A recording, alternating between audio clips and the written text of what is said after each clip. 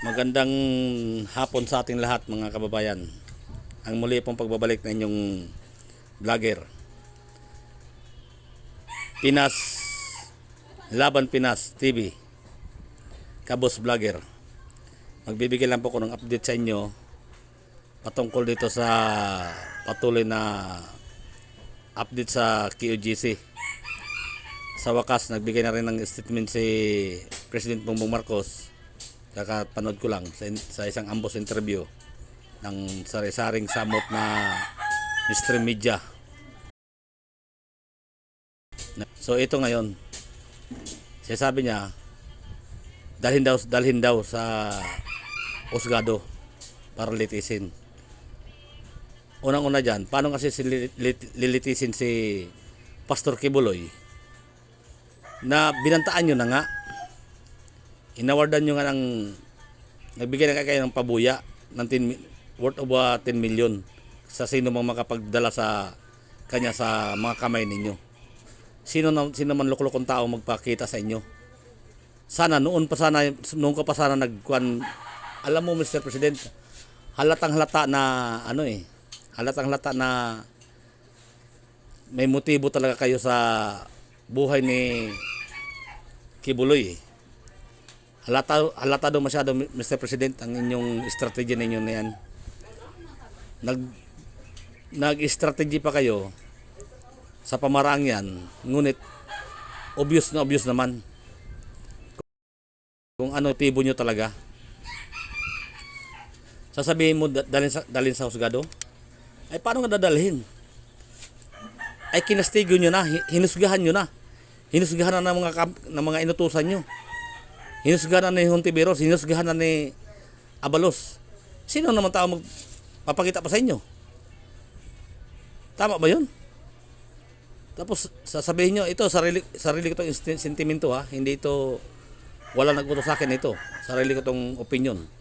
Sapagkat ako'y taong bayan din. Mahirap din. Laylayan din kung iturong ninyo. Ngunit ito sa akin walang, ipaalam ko lang sa inyo mga kababayan, ni isang kusing, ni singkunduling.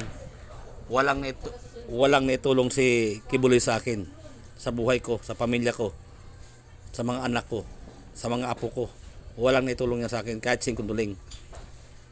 Ang sa akin lang, sa nakikita ko sa mga natulungan niya sa mga kababayan nating mahirap, lalo na sa mga oras ng sakuna, ay nangunguna pa yan sila. Kaya happy na rin ako sapagkat hindi yan sila makasarili. Hindi yan pang sariling agenda ang kanilang ginagawa ng QGC, kundi para sa bayan, para sa Diyos at bayan. At balik tayo dito sa gobyerno. Si President Bongbong Marcos, nagsalita na siya, dalhin daw si Pastor Kibuloy para daw malitis sa hukuman. Bakit daw bakit daw lagi ang kini-question sila, which is ang administrasyon? Bakit daw silang kini-question ay sumusunod naman daw sila sa batas? Si Kibuloy daw dapat daw sumunod din sa batas. Ay sumusunod naman ng, ito ang sa akin na hindi man ito boses si Kibuloy, pero ito lang naabot ang aking opinion. Si Kibuloy sumusunod siya sa batas. Bakit hindi? Sumusunod siya sa batas. Noon pa, simula nang uminter siya sa usaping politika na yan, sa pagpupuna ng mga tiwaling opisyal sa gobyerno. Hindi mo pa panahon, Mr. President. Pumupuna na yan. Panahon pa ni Pangulong Duterte yan, pumupuna na yan. Kung sino-sino yung mga tao na tiwalay sa gobyerno, pinupuna niyan.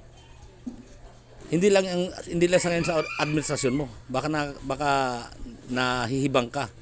Hindi lang sa administrasyon mo siya pumupuna. Noon pa sa panahon ni Digong, pumupuna na yan. At ang kanyang pinupuna, pinanggagalingan niya kanyang pagpipisyon sa mga tiwaling tao na nasa gobyerno ay mula din sa mga taong bayan. Hindi sa sarili niya, kundi mula din sa taong bayan na nagtitik sa kanya na ipatanong itong mga ganitong klaseng tanong. Bakit mayroong ganito? Bakit mayroong ganyan? Yung ba hindi pagsunod sa batas, Mr. President?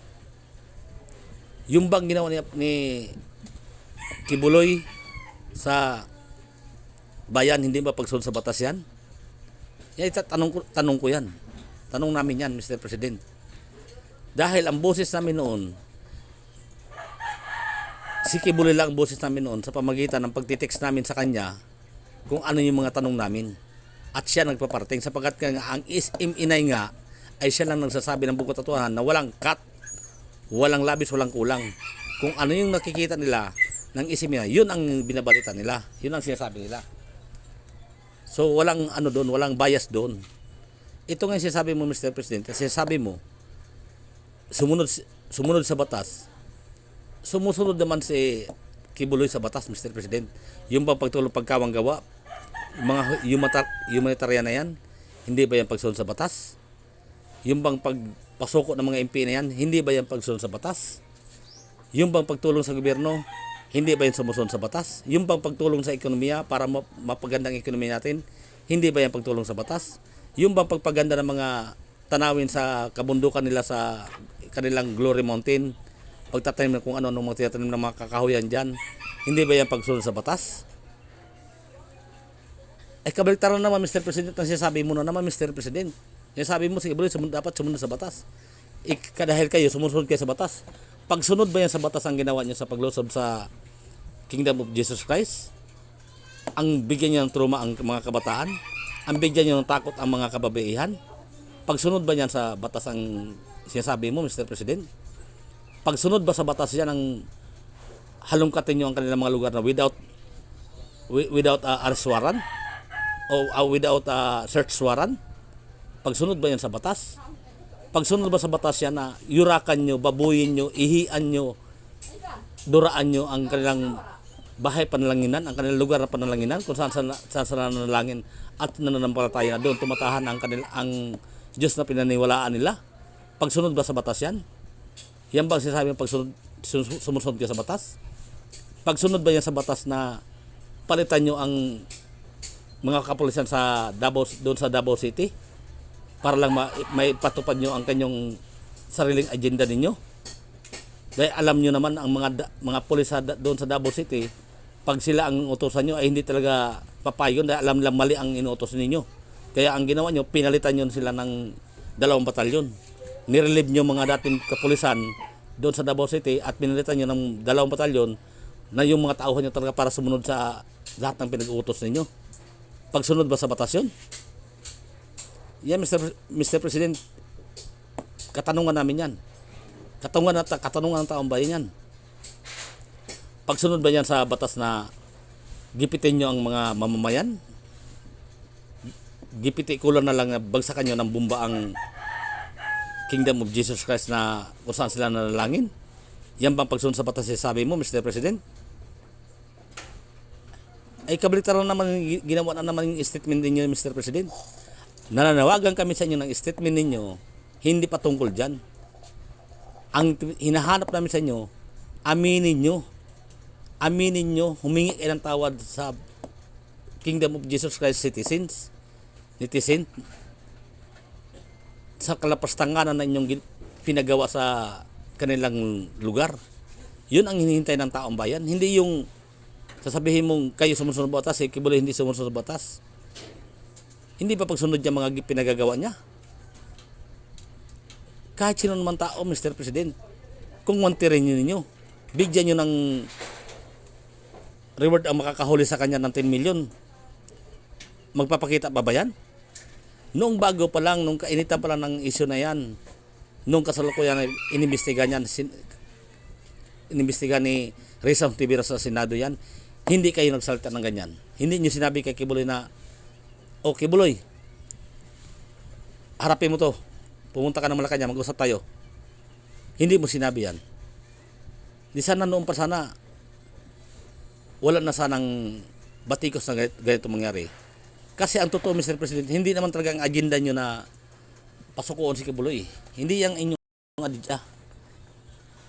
Ang agenda ninyo na yan, patayin yung si Kibuloy para magkawatak-watak ang KOJC netizen at para pagdating ng eleksyon, wala ng KOJC na susuporta sa mga Duterte.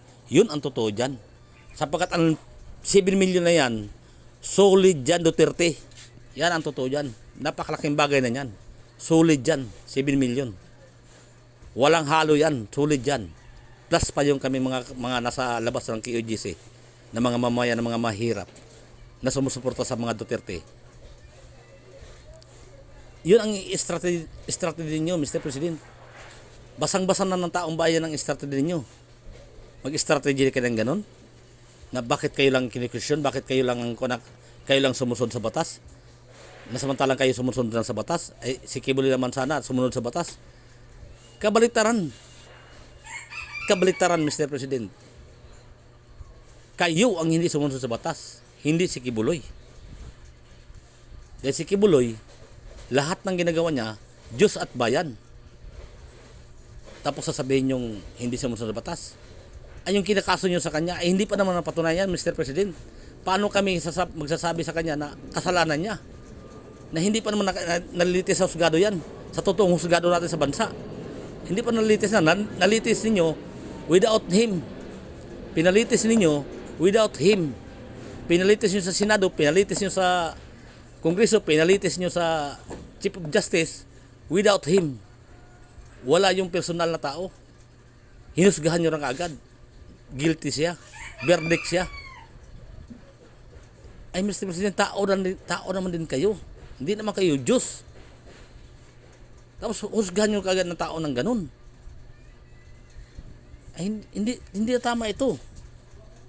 Martial law na ito kung ganun. Wala na kami demokrasya nito. Mga kababayan, wala na tayong demokrasya sa Pilipinas. Pagka ganito ang ating presidente. Walang-wala na. Natunaw na ang ating demokrasya sa Pilipinas. Kita naman natin kung ano nangyari sa ating bayan. Kaya mga kababayan, isipin natin ang ating mga anak, ang ating mga apo. Hindi lang ating mga sarili. Although including ating mga sarili, pero mangibabaw pa rin ang kinabukasan ng ating mga apo at ating mga anak. Yun lang po at maraming salamat po.